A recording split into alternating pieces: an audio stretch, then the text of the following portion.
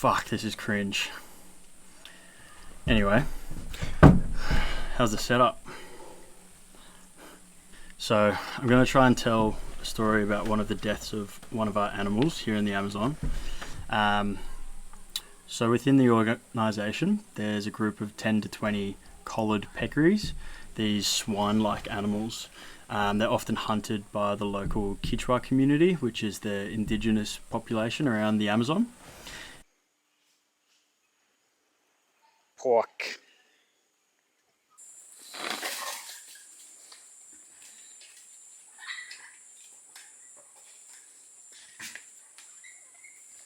So they're easily one of the most dangerous animals in the organisation.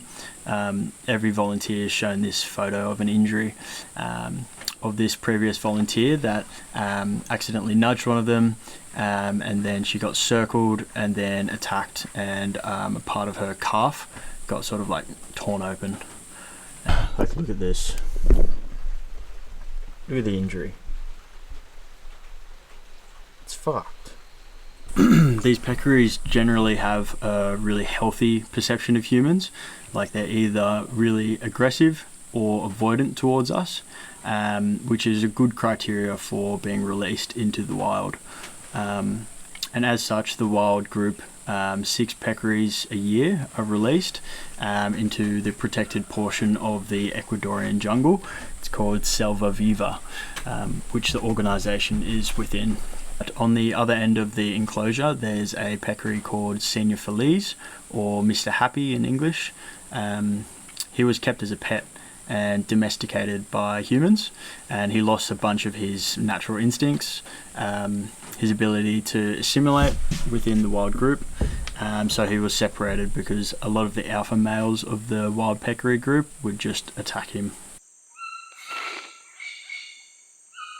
Sad Mr. Feliz.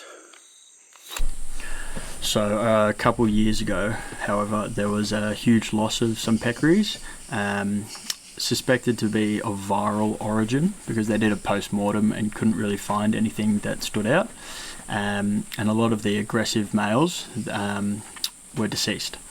This week there was also a notification from the Ministry of Environment that a new peccary was to arrive, so it needs space for quarantining.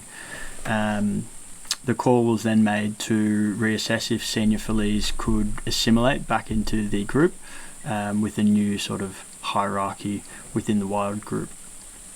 And this is what happened. Big net.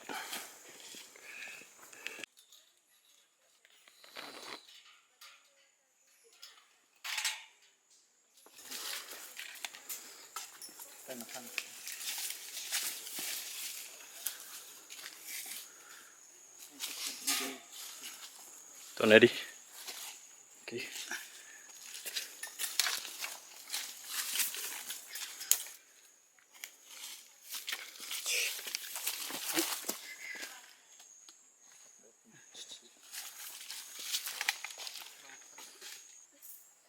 Tranquilo. Señor Feliz.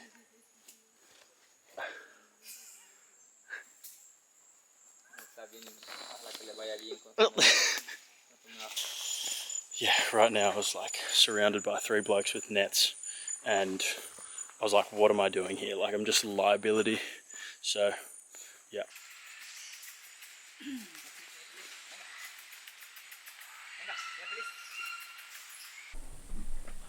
So eventually he went through, and we were notified later by a tour group that they saw some fresh blood dripping down one of the peccaries. Turned out that he was attacked, but this time his entire penis was just ripped off. It's very deep. You can see the injury. He just ripped off his penis.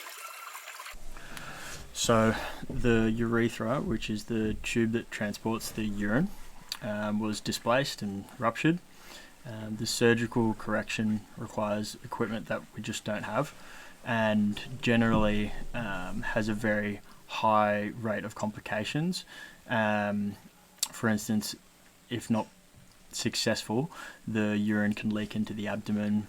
There can always be like infection and like wound tension problems, let alone like the anesthetic risks and the inability of senior fillies to sort of like successfully integrate or have like a long-term positive outcome. The best case scenario, he would have to be like critically cared for his whole life, even if the surgery was successful. So he was euthanized, and his carcass was used for the meat for ocelots.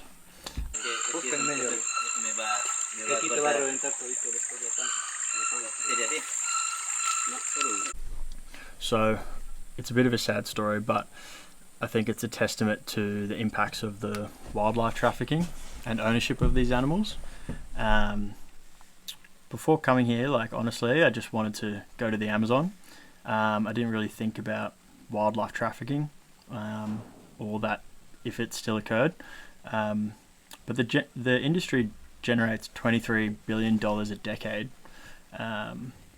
People gravitate towards these animals, and I'm sure a lot of them have good intentions initially. But the reality is, if you can't care for them indefinitely, you are condemning them to having no ability to function independently or within the natural groups in the wild, among other issues. So yeah, a bit of a different video, but if you're liking the content and the videos, subscribe.